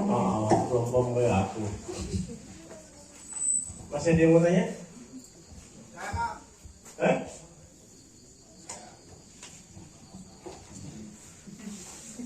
Udah mau nganggur? Oh juwet. Cek. Bismillahirrahmanirrahim. Assalamualaikum. Waalaikumsalam. Pak Ustaz, perkenalkan nama saya Teddy, Pak. Apa tadi? Pak Ustaz, saya mau tanya Pak terkait logika saya, Pak. Logika saya. Jadi untuk waktu sholat isya sendiri pun kan bisa jam 1 ya Pak, atau jam 2. Nah kalau logika saya jam 1 atau jam 2 itu udah hari lain Pak. Jadi kok saya melakukan sholat hari ini buat hari lain itu agak gimana gitu logika saya. Nah menurut Pak Ustadz gimana? Terima kasih. Menurutmu dia? Menurut saya agak wagu. Makanya saya punya prinsip sendiri kalau bisa sebelum jam 00 gitu. Itu kalau boleh ditambahin seperti yang disampaikan oleh guru kami kan. Nah, sholat memang sholat isya itu doa banget. Dan ada yang mengatakan sampai jam sebelum subuh kira-kira berapa menit boleh. Masuk akal apa yang disampaikan oleh Mas Teddy? Wis beda dino kenapa lagi menjalankan sholat isya? Tanda kutip keturun boleh ya. Keturun atau memang kebelandang nggak apa-apa. Kalau menurut fikih Bu. Ya, ada satu lagi tadi. Mbak. Oke, dan Mas kamu ganti. Biasanya pink. Ciling kan.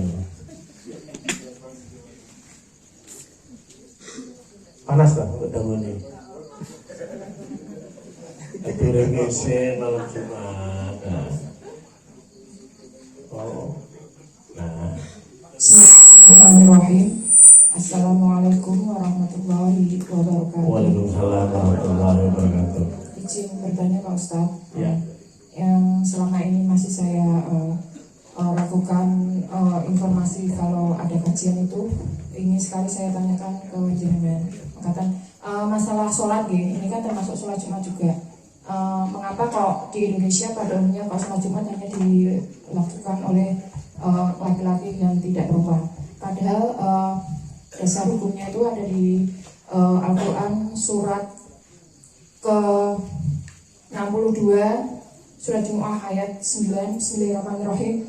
Ya ayyuhalladzina amanu idza nudiyati sholata Jumu'ah, itu kan sholati Jumu'ah, itu kan selaras dengan surat Al-Baqarah surat kedua ayat 183. Ya ayyuhalladzina amanu kutiba alaikumusyamu kama kutiba ala ladina min qablikum la'allakum tattaqun. Itu kan sama-sama ya ayyuhalladzina amanu, hai orang-orang yang beriman.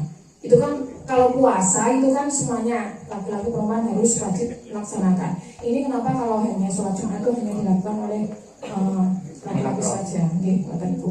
Kan hai orang-orang beriman, orang-orang beriman kan tidak hanya laki-laki.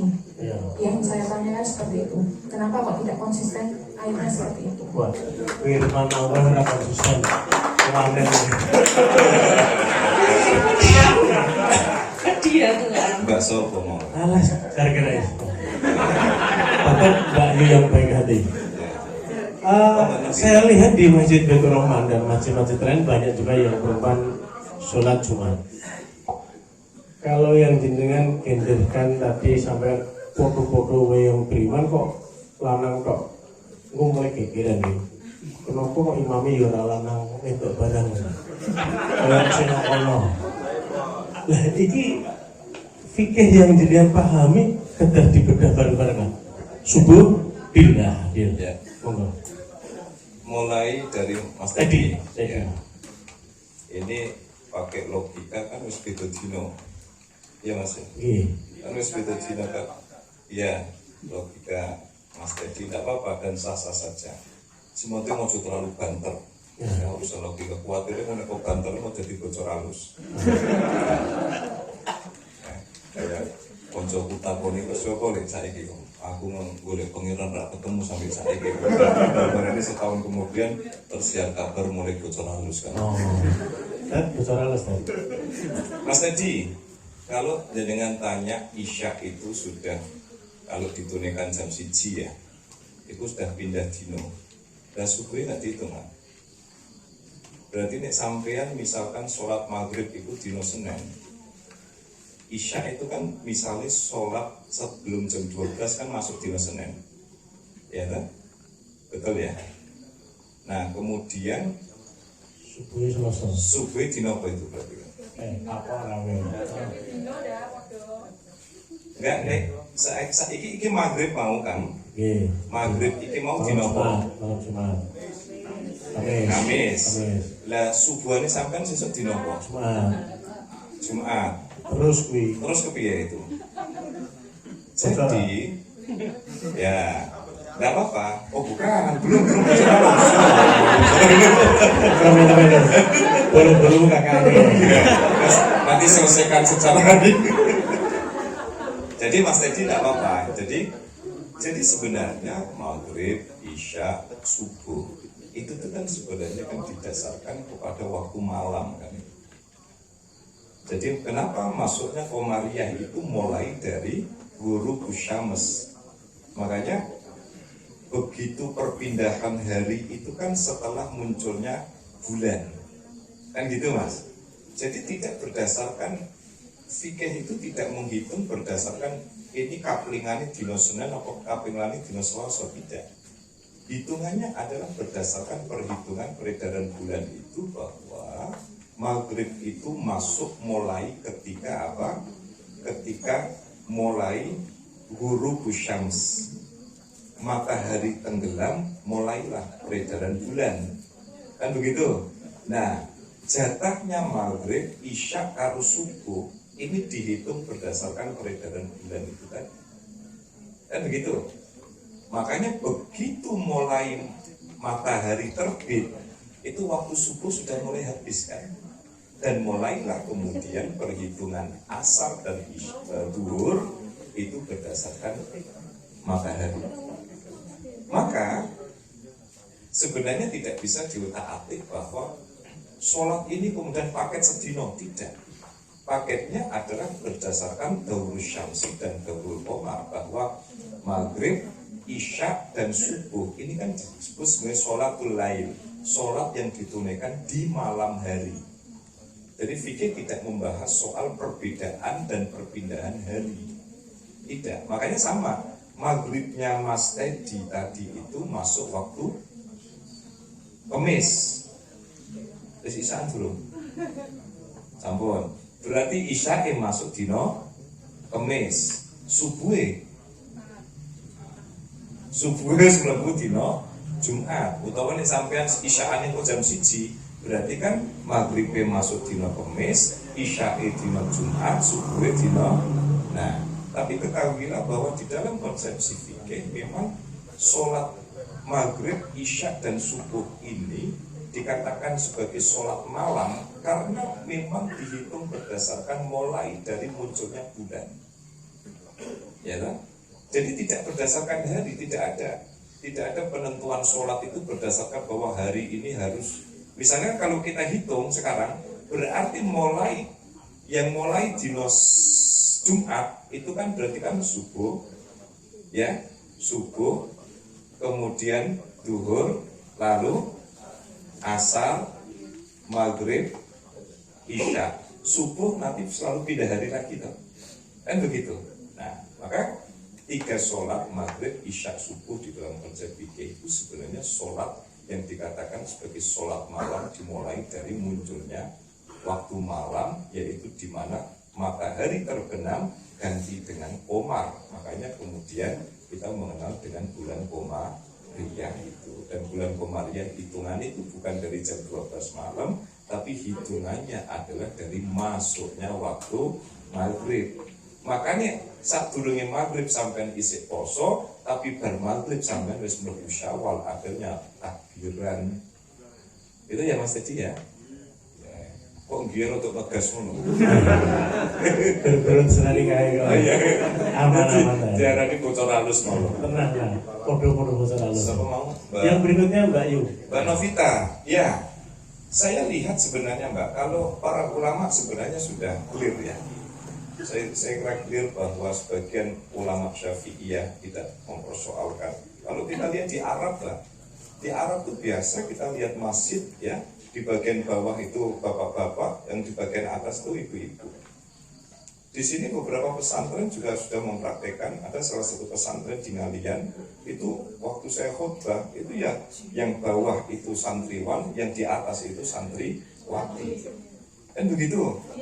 Nah, saya lihat ini sebenarnya kan melihat bahwa ada satu kaul pendapat ulama, ini kita lihat dari sudut pandang fikih, karena masyarakat di Arab pada saat itu, coba kita lihat hadis. Kenapa masyarakat di Arab itu yang perempuan itu sholatnya di rumah, yang laki-laki sholatnya di masjid? Hingga kemudian Rasul memberikan bonus bahwa perempuan yang sholat di rumah dan suaminya sholat di masjid itu ganjaran sing wedo iki podo karo ganjaran sing lanang sholat di masjid. Kan begitu? Nah, itu ada yang melihat dari tinjauan yang lain. Itu kan sebenarnya berhubungan dengan ruang tata kota. Lu kok guyu malah kenangan ini. Itu berkaitan dengan kondisi sosiologis. Masyarakat di Arab pada saat itu, karena faktor keamanan, jarak antara Masjid Nabawi dengan rumah itu kan melewati padang pasir. Kuwatir yang kalau wong wedok melaku digondol karo tikus padang pasir gitu loh. Ya. Jadi pertama faktor keamanan. Faktor keamanan. Yang kedua adalah faktor tata kota. Karena waktu itu ya tata ruang di Madinah pada saat itu kan sebenarnya jarak rumah antara rumah dengan ke masjid itu kan atur-atur, dan itu melewati padang pasir. Makanya kan kemudian disarankan agar tidak terjadi fitnah. Fitnah itu maknanya adalah ya faktor keamanan, ya kemudian mungkin faktor-faktor yang lain karena perempuan itu keluar. Sehingga apa? Sehingga yang laki itu ke masjid, yang perempuan itu di rumah. Sama dengan tidak ada 2 khutbah dalam satu hari. Nek isuke sholat id, hawani gak usah jumatan gak apa-apa. Tapi kan kita harus lihat konteksnya. Kenapa Kanjeng Nabi bilang demikian? Soalnya jamaah Kanjeng Nabi itu banyak yang dari balik bukit. Misalnya Jumatan ning kene jamaah kang dur iki saka Ungaran kono munggah Gunung Ungaran, mudhun Gunung Ungaran. Ning isuke bar salat Id balik ning Ungaran, kok ndadak kemudian Jumatan balik lagi. Makanya Kanjeng Nabi bilang, wis gak apa-apa, ndak ada 2 khutbah dalam satu hari. Maknanya apa? Rasul ingin ngeyem-ngeyem, adem-adem, sing kono saka Ungaran kono sing munggah Bandungan, mudun Bandungan terus ning gone santren Delik, gak usah balik meneh kalau hanya perkara sholat Jumat. Hari ini lho masjid karek milih kok. Ya kan jenengan kan mesti iso ndodeki iki sing khotbah cepet. Iki sing khotbah wah lagi delok jenenge iki dengkule wis dino. Wah itu mesti suwi. Iki model-model sing kulhu be inna. Jadi kan begitu. Ya. Jadi ada konteksnya. Jadi hadis itu ada konteksnya dan tidak bisa dilihat. Jadi hadis ini sebagai sesuatu yang berdiri sendiri, tapi ada konteks. Ini teks, tetapi ada konteks. Nah makanya pertanyaan tadi Mbak Novita itu sebenarnya tidak apa-apa. Ya, perempuan sholat itu tidak apa-apa. Tetapi, ini guru fikihku beniku ceritakan begini. Tetapi konstruk sosiologis pada masyarakat Indonesia itu sing lanang Jumatan, sing wedok masakno sing Jumatan. Akhirnya ning omah itu guyonan guru saya yang tak make. Sebenarnya kalau kita bicara dari perspektif fikih sudah selesai. Dengan Jumatan juga tidak apa-apa. Ya, kalau kemudian ada di Mesir itu banyak sekali masjid itu yang memang ibu-ibu itu Jumatan. Ya, ibu-ibu itu Jumatan. Dan dari perspektif imam madhab itu tidak ada masalah. Yang dulu ada yang dipersoalkan itu karena apa? Karena faktor biar tidak terjadi fitnah karena perempuan itu keluar. Tapi kan konteks dulu dengan konteks sekarang itu kan berbeda. Dan sekarang itu sampai kewayapan mau bengi-bengi wedok-wedok itu kewayapan ini kok. Iya kan? Artinya apa? Kondisi kita ini, kita hidup dalam satu kondisi yang berbeda, di mana cah wedok iso njogo awak, masyarakat juga ikut nyempuyung keamanan bocah-bocah, di jalan juga insya Allah nek ana apa-apa aku santrine santren Delik, aku bolone Kang Dur, rampung urusan. Maka Mbak Novita, kalau jenengan tanya dari sisi fikih, sebenarnya tidak masalah seorang perempuan itu ikut Jumatan, ya. Tetapi konstruk sosiologis pada masyarakat kita, Jumatan begini bagi perempuan itu kan masih agak tabu, ya, masih agak tabu. Tapi percayalah bahwa di Indonesia pun mereka yang melek hukum fikih sudah mulai banyak pesantren-pesantren itu yang memang laki dan perempuan itu sama-sama menunaikan sholat Jumat. Itu kan tuh. Oke. Apa meneh? Masih koma Ustaz. Kamu bisa koma jadi kayak urip lah. Misalnya itu seperti yang jenengan jelaskan barusan tadi kok itu kan pada masa dulu tidak bisa diterapkan dengan era sekarang karena kondisi tata kota seperti itu yang sekarang. Pakai mic. Kenapa kok contoh jenengan kan ngasih sampel di Mesir tuh tetap dilaksanakan oleh perempuan kalau sholat Jumat. Kenapa kok di Indonesia tidak seperti itu, tidak ditradisikan seperti itu? Itu kan umat Islam kan dasar hukumnya juga sama Al-Quran. Kenapa kok ada pembedaan gitu loh Ustaz? Loh, bukan ada pembedaan, kan saya sudah contohkan di Ngalian saja ada banyak kok. Di Indonesia itu sudah dipraktikkan banyak. Ayo kebanyakan di area Semarang tuh kok banyak hanya laki-laki seperti itu kok tidak dibiasakan mengajak jamaah perempuan gitu Ustaz. Ayo pahami takmiri ya. Banyak seperti itu Ya, Ustaz. betul Mbak. Ya. Ini Mbak Novita. Saya kira cuma tampil kok orang. Mbak Novita, adem ya. Jadi inilah Mbak Novita, perlunya kita untuk melakukan edukasi. Coba aku pengen nyawang wajah Mbak Novita. Mbak Novita, ya, ini sampai cuman dengar suaranya kan guanak toh, ya, itu wajah pink. Mbak Novita, jadi disinilah nggak perlunya sama halnya begini. Memang dalam konteks keindonesiaan itu edukasi tentang fikih ini memang saya kira memang mendesak untuk bisa kita laksanakan. Sama halnya dengan begini Mbak Novita. Kenapa sih dari sekian banyak mazhab yang ada itu kok kita cuma pakai Syafi'i? Ya, kenapa orang itu pindah Hanafi hanya pindah umroh atau pindah haji? Kenapa nggak kita praktekkan mulai dari sekarang?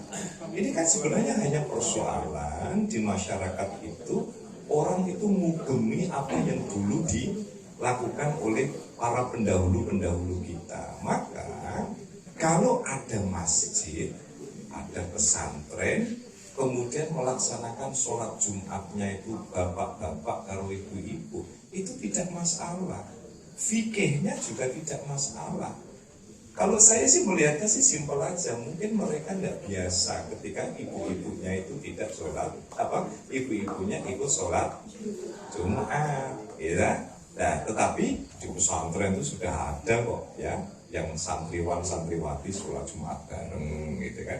Jadi tidak cuma di Mesir, tetapi di beberapa kalangan termasuk di pesantren itu ini sudah lazim karena bagian dari edukasi fikih. Itu ya Mbak ya. Nah kalau alasannya itu misalkan alasan udah deh perempuan di rumah aja karena faktor keamanan, kan kondisi kita hari ini kan beda.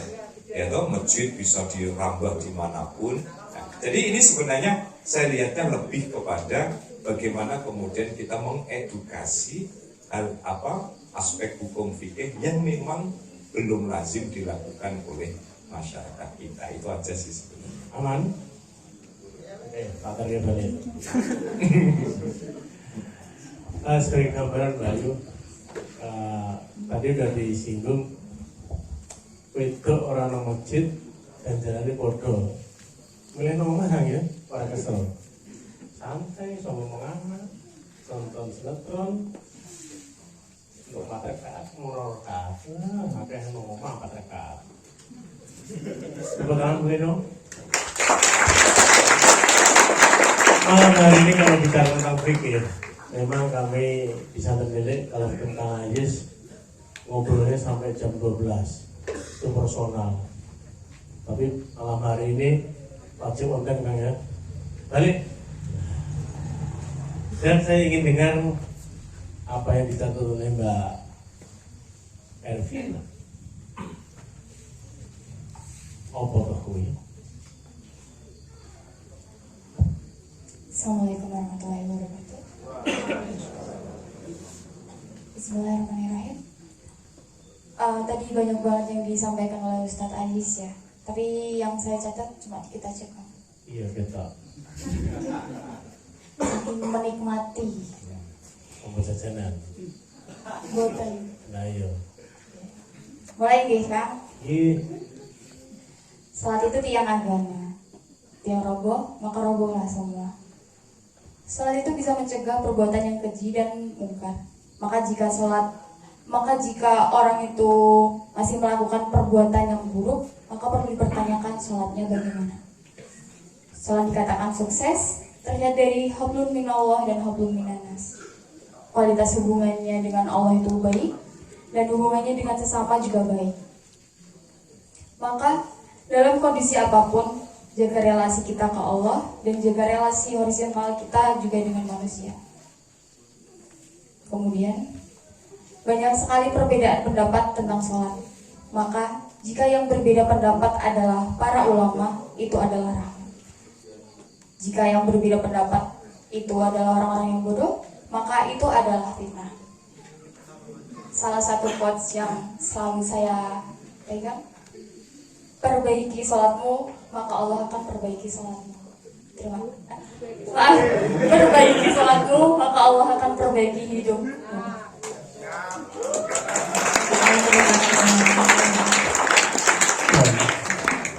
Ada syarat menuju sholat kita menjadi perbaikan dalam hidup.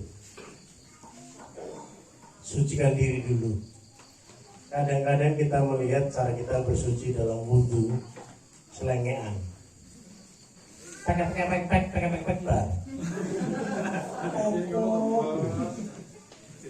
Kata orang yang berilmu, kita mau berserah diri loh. Lain loh, kenapa mau wudhu ini mau pek. Itu yang penting. Syahadat wajib. Wudhu kita juga wajib benar-benar detail. Karena di ajaran wudhu yang seperti saya pelajari dalam ilmu kungfu, Bener kan? Saya belajar pijat lewat guru saya, kungfu. Ternyata kita berwudu itu ada banyak titik yang harus kita basuh pakai air. Di situ ada gerakan refleksi pada jari-jari kita harus benar-benar bersih, kena air. Ternyata itu bentuk pijatan. Telinga, hidung, mulut, umur, dan kaki, sebagainya wajib kita sentuh dengan tangan. Ternyata itu banyak refleksi yang diajarkan oleh cara wudhu oleh Islam, dan itu dipelajari banget pelajaran kungfu waktu di Taipei sana. Bukan saya, oleh guru saya. Makanya yuk kita perbaiki dari wudhu dulu, baru sholat. Tadi ada pertanyaan yang memang menurut saya aneh, banyak diketawain. Tetap setiap pertanyaan yang tereneh pasti akan menjadi bahan guyonan orang lain. Gagah lain. Perbaikan diri bukan dari jenengan-jenengan, tapi yang mendengarkan akan menjadi memori tersendiri. Mereka tidak berani bertanya. MC ini kejem, itu nak beli wong santai-santai. Saya sendiri kalau dibeli orang, ya sebentar. Tapi ketika pulang akan saya renungkan. Oh, mau ternyata gatok nongone kepala sampai kolbu. Maka bersih boleh, baik boleh, tapi suci wajib kita jalani menuju ilahi dalam sholat. Tepuk tangan untuk kita. Hebat malam hari ini wajib kita tutup dengan doa. Insya Allah niat dengan niat saya, niat kali alang, niat santren delik menjadi seserah harapan. Ketika negara lagi butuh doa-doa khusus agar aman dari campur tangan yang tidak benar. Kita menuju hal yang lebih baik, Indonesia menjadi lebih baik, dan santren delik mumbuldur niatnya menjadi berkah manfaat semua. Mohon kami sebagai doa. Terus karena Kang Tur ini tadi kita doa buat negeri kita dan juga buat sedulur-sedulur kita di Palestina. Pada hafal sholawat Ashil kan? Hafal ya? Nah, kita baca sholawat Ashil 3 kali. Pertama kita hadiahkan buat sedulur-sedulur kita yang ada di Palestina. Semoga diberikan kekuatan lahir dan batin. Karena ini ujian berat Palestina itu juga ujian berat kita semua. Dan juga yang tidak kalah penting kita doakan semoga bangsa ini tetap adem ayem guyub rukun. Wis meh milih nomor 1, nomor 2, nomor 3 sing penting seduluran selawase, dan kita memohon pada Allah dengan keberkahan sholawat Ashil ini semoga kita senantiasa dijaga oleh Allah Subhanahu wa Ta'ala, dan juga saudara-saudara kita yang ada di Palestina semoga diberikan kekuatan lahir, kekuatan batin hingga akhirnya bisa lepas dari bencana yang tentu kalau kita sama-sama saksikan ya ini adalah tragedi kemanusiaan yang luar biasa. Oleh karena itu mari bersama-sama kita membaca sholawat Ashil 3 kali. Hafal semua ya. Allahumma salli ala sayyidina Muhammad wa ashghil zalimin bil zalimin wa akhrijna min bainihim salimin wa ala alihi wa sahbihi ajma'in. Allahumma salli ala sayyidina Muhammad wa ashghil zalimin bil zalimin wa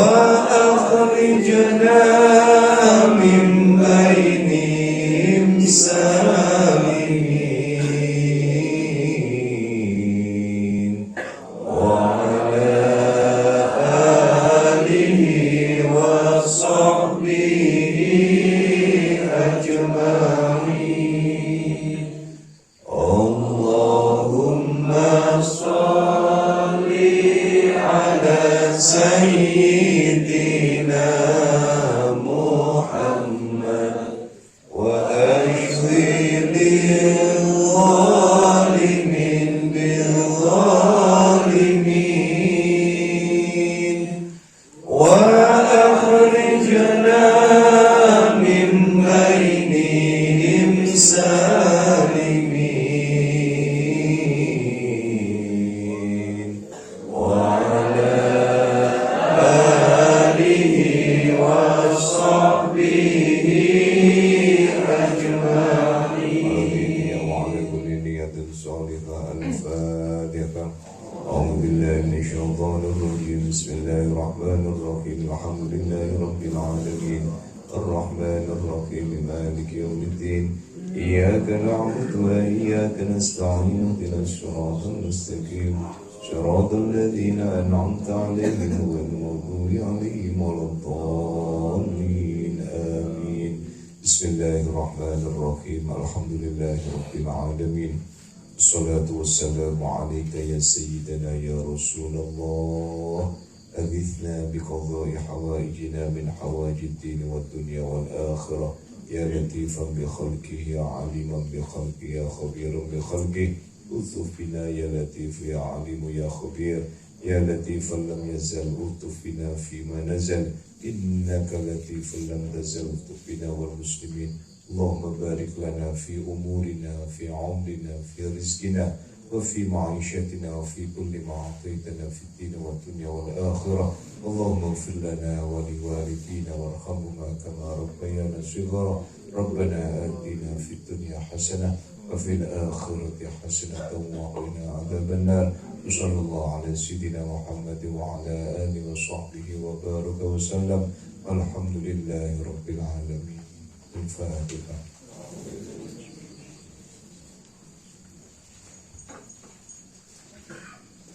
Amin.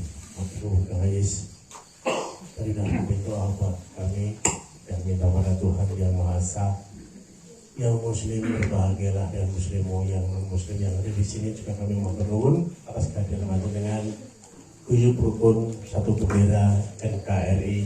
Yuk kita bareng-bareng jadi warga negara yang baik. Kita doa Kang Ais dan keluarganya selalu sehat dan bahagia, melimpah rezeki yang lain. Dulur-dulur juga semuanya.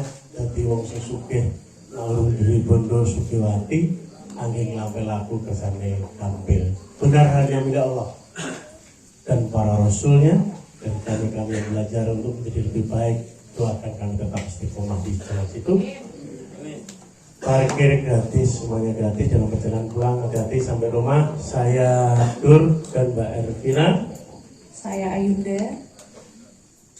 pasangan kekiran terus. Dan juga Guntur Maturun, tepuk tangan dulu sebelumnya. Akhirnya salam wabillahi taufiq wal hidayah. Wassalamualaikum warahmatullahi wabarakatuh.